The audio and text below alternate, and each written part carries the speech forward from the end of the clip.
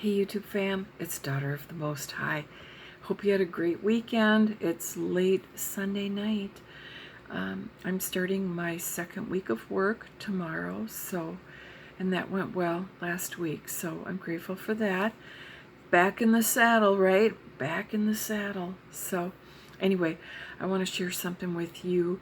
It was a video short by Isaiah Saldivar, and if you've not checked out his channel, I encourage you to do so. Isaiah's a trip. I think he's so on fire for the Lord. He talks really fast, which I like, and he says so much. And he's 32 years old. I think he's 32. And he is so on fire for the Lord, and it's just awesome. So check him out.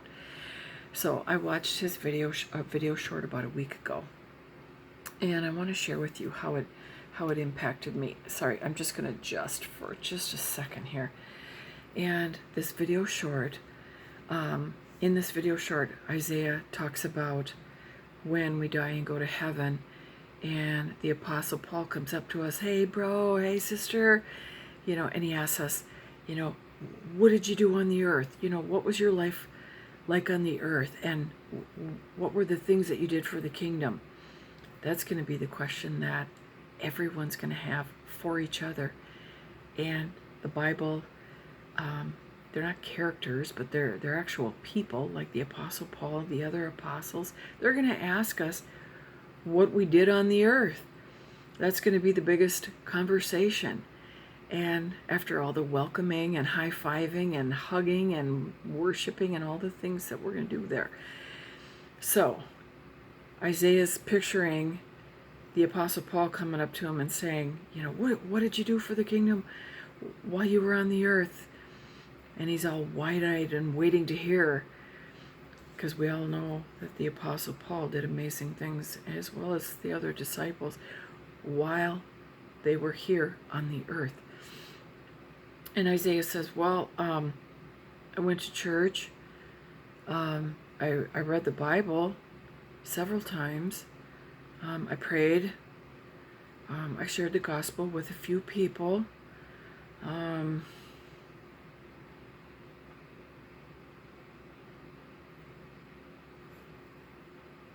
then Isaiah says, is that what we're going to say when we get to heaven and the apostles ask us what we did? I mean, we know we're going to have a life review. And, Jesus already knows everything we did and didn't do. And it's important for us to know that most of us miss the majority of what we were called and planned to do while on the earth. We miss most of it. Hopefully, some of us have done some of it. Many of us have done none of it other than getting saved. Nothing. We don't share the gospel. We don't read the word. We don't try to reach others. We don't get involved in ministry. We don't pretty much do anything. So, it's important to think about this conversation. And this really resonated with me when I was watching this video short. When Isaiah was saying, well, I went to church. I read the Bible. I prayed. I read the Bible more than once, and the New Testament several times. We don't want that to be the sum of our conversation. We want to walk in more of what God has for us before we breathe our last breath. So this really resonated with me. And I was thinking about it, and I thought, God, I've had a rough life. It's been a rough go. It has. Things have been good for 5 years now, but it was a rough go. And I have, made mistakes along the way dealing with that. And I have since grown in those ways and overcome. I am an overcomer. But I don't want that to be the only thing I have to share about what I did on the earth. I don't want it to be. And I'm proud of the fact that I've overcome. The enemy comes against some of us so hard. Some people don't live through it. They commit suicide. Or they become drug addicted, food addicted, whatever, and they end up dying in that. The enemy's attacks against us are very serious. And they can cause so much harm that we want to die. And we medicate with food, we medicate with sex, we medicate with porn, we medicate with drugs and alcohol. And we stay stuck in these things, and we stay stuck in these chains. And I had an eating disorder, and I was abusing alcohol back in the day. I'm not alcoholic, but I was abusing alcohol back in the day. But I still want to be able to say that I did more than overcoming. And overcoming does matter. Many people don't overcome. Why? Because it's so hard. It's not like it's just poof, taken from us. My eating disorder was poof. It was. The Lord delivered me, and at age 26. And I have not struggled with it since. That was my poof. That was my one freebie. Everything else I went through. White knuckling. And I'm so grateful. That eating disorder was from hell. It was.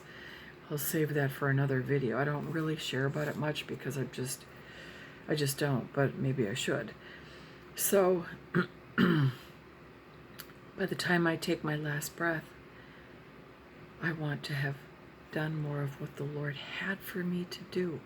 Now, I worked for Teen Challenge, you know that. Anybody that's been a regular watcher of my channel, 5 years, and it was powerful. It was a powerful time of ministry. I got my ministry gift on my hands, my palms heat up with the anointing, and I can lay hands on people. I get word of knowledge, word of wisdom, and I used that gift a lot at Teen Challenge. I did. But I have been, I left Teen Challenge 12 years ago. I've been in treatment 17 years, so the majority of my time working in treatment, I had one other faith-based job that ended up closing.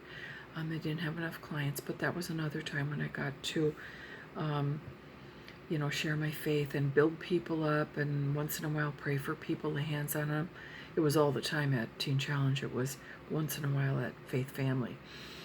So, I am very proud and blessed to have that chapter, but that's 6 years of, my working life. And I have tried to share God's truth with my children, but I don't even feel like I did that perfectly or as much as I should have, because I was so worn out and beaten down back in the day. I'm not worn out and beaten down now. I feel so differently, so I view it differently. But back in the day, and I was a good, happy mom.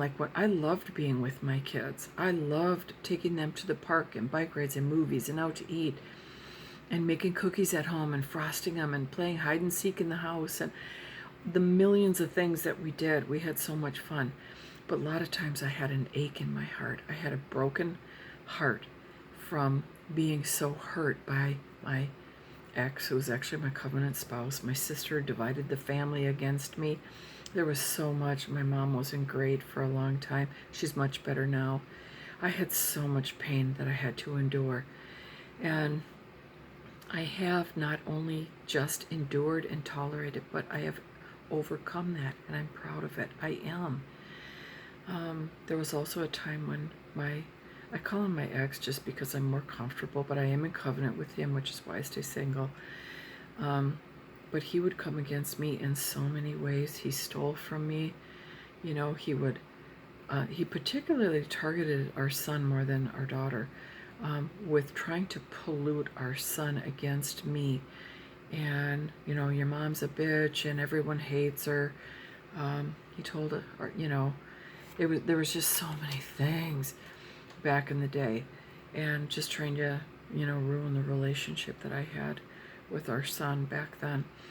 And it happened many, many, many times until finally, and I shared this in a previous video, but they were heading to a wild hockey game, and our son was probably like 15. And my ex was not a good dad or an invested dad, but he would take our son to wild hockey games. And as soon as our son got in the truck, you know, his dad started in on me. And finally, our son said, "Dad, I'm not doing this anymore." He had heard the rants about me, the lies about me, the slander about me, you know, all the junk from 6th grade to 15. It was like, ugh. You know, and he actually started when our son was 10. Yeah, he did before that. And so, and I know that really hurt. Our son doesn't verbalize things very often, but he did tell me that incident that, you know, when he got in the truck and his dad started, that he said, "Dad, I'm not doing this anymore. I'm not doing it anymore."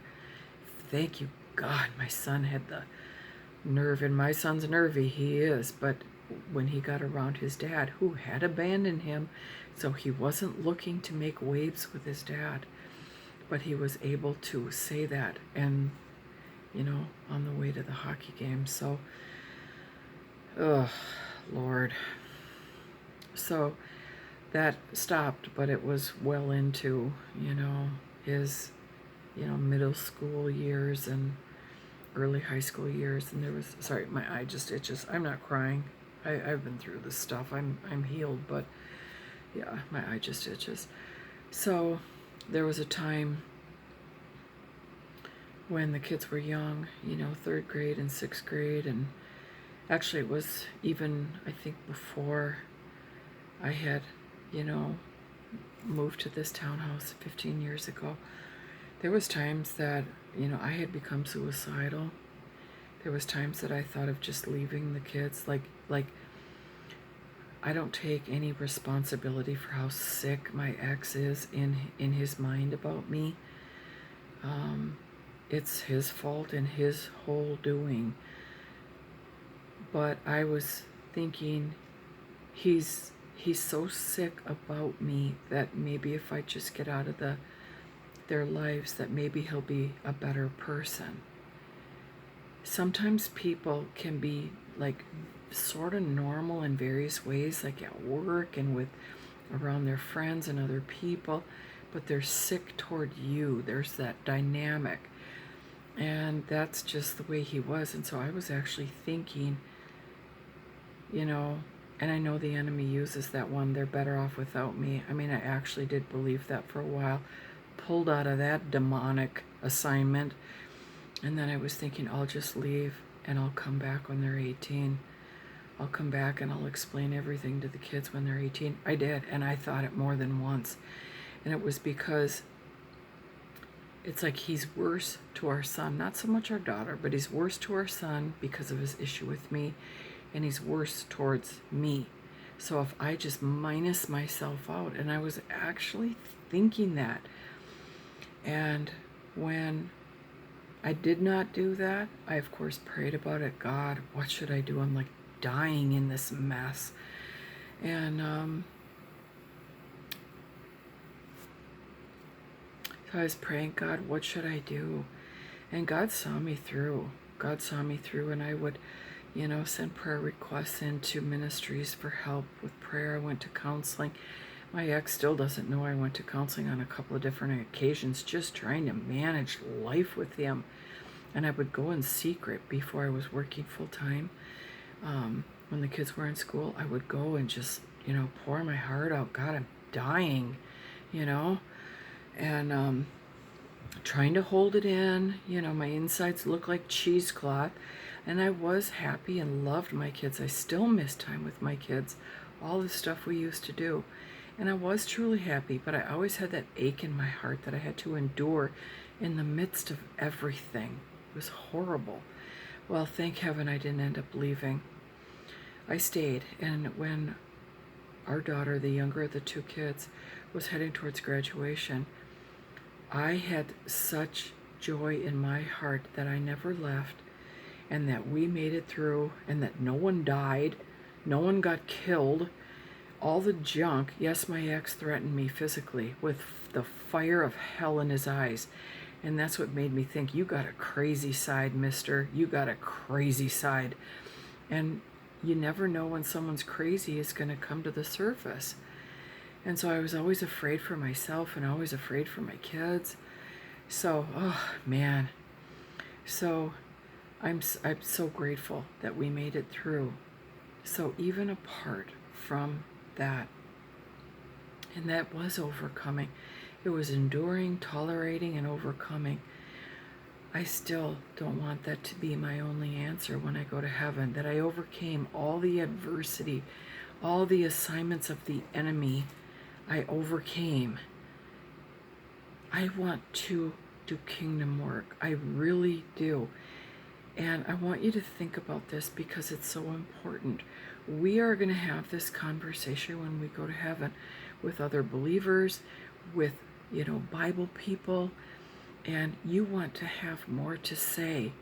I got involved in this outreach. I did street, preaching or an outreach. I did whatever God has for you and whatever works with your personality. Step out and find out and do it. You don't want to leave this earth without more to tell.